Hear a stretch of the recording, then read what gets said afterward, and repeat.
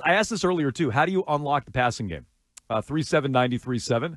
Guys, how do you unlock the passing game? You put in Drake effing May. Okay, fair. Fair is right. Yeah. Let me hear Evan Washburn. I'm trying to remember where this was. I don't remember. Oh, was it with Chris Sims? Who was he with? I don't recall. So shame on me. But Evan Washburn, who did sideline reporting last week for the Patriots game, which means Tom Brady. He sat in the production meetings. He got all the behind-the-scenes info. Not allowed to do that. On what's going on at Patriots practice and how they're game planning. We talked earlier in the week. Phil Perry said Drake Maye got more reps than your typical backup. Evan Washburn has details on exactly how much work he got. Jacoby's the starter. He won the job in the offseason in training camp. Drake Maye's the number 2. But during the week, he gets 30% of the first-team reps. And for those that don't know, a backup in a normal NFL situation, if they get 5 to 10% of the first-team reps, that would be a lot. On top of that, when he's running the scout team, he's not getting a heads up of what he's going to face. So it's not a situation where he's there just to help out the first-team defense. They want to use that as live game reps, if you will, for Drake Maye to face what appears to be, after what we saw yesterday in Cincinnati, a top-tier defense in New England. Okay, so he's getting 30% of the reps. Okay. And he said in that clip, you probably know this anyway, when Brady was there, the backups were getting 0 reps, because why would they? 30%, and he's not just running scout team reps. He's going out there and getting live reps where he doesn't know what the defense is running, which is typically what you do on the scout team. Hey, this defense runs this. Scout team, go run it, mimic it. Typically, he knows what they're doing.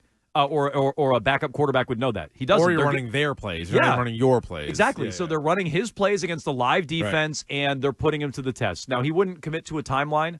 I still think if things go south the next few weeks, which is not what I'm forecasting, but if they do, no, you got him 3-0. That Miami week is still in play, week 5. It is.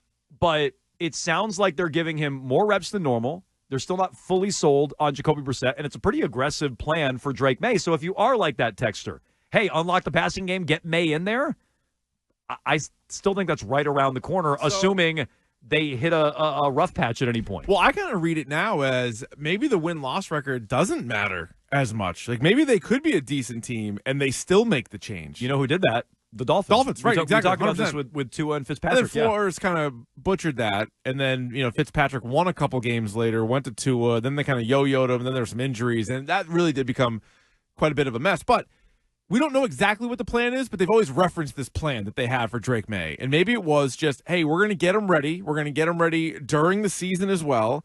And if the rest of the team, I think that's also an important piece, if the offensive line isn't a disaster, and at least through 1 week it wasn't a disaster, and Ramondre Stevenson looks great, if you can maybe get some of the other skill guys to play a little bit better, you have a good defense. So you're not just throwing them out there into the worst situation in the league, which before the year started, it was in the mix. It was in but if you compared their performance as an overall team to Carolina, the Giants, and some of the other things we saw on Sunday, they're above them. They're better than those teams. So maybe they're like, hey, Jacoby Brissett, you can play well. Maybe in your scenario, maybe they're 3-2 after 5 games. They could still make the switch. I'm like, well, if they keep winning, that's going to kind of postpone it. Now I'm not so sure. If he's getting that many reps, I think they might have a plan like, we think we can get him ready for week 6, because they don't have to worry about Brissett lighting the world on fire. Brissett, we're all applauding Brissett because he threw for 120 yards and didn't turn it over.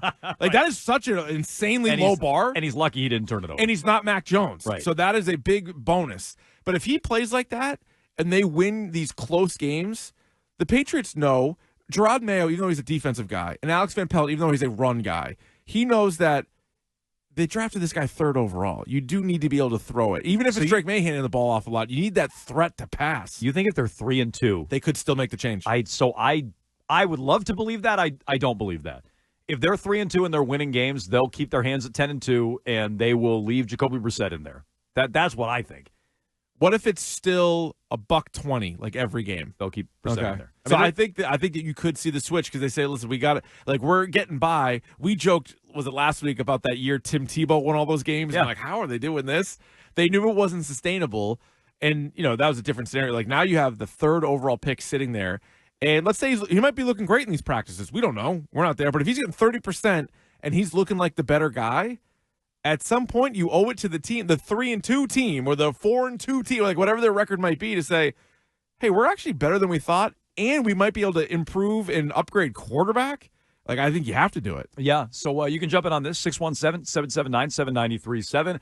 We disagree on that, but it's interesting. I'd love to see Drake Maye at some point, especially if you think you can raise the ceiling of this offense, which after 1 week, you need to raise the ceiling. So are you saying if they're giving him this many reps, they're only going to put him in if Brissett gets hurt or sucks? Yeah, or the team starts. Okay, I think it's a lot about that. If the team loses these next 3 weeks, just preparing themselves for that. Yeah, I think they're going to beat Seattle. I think they can beat the Jets week 3. Niners are their own thing.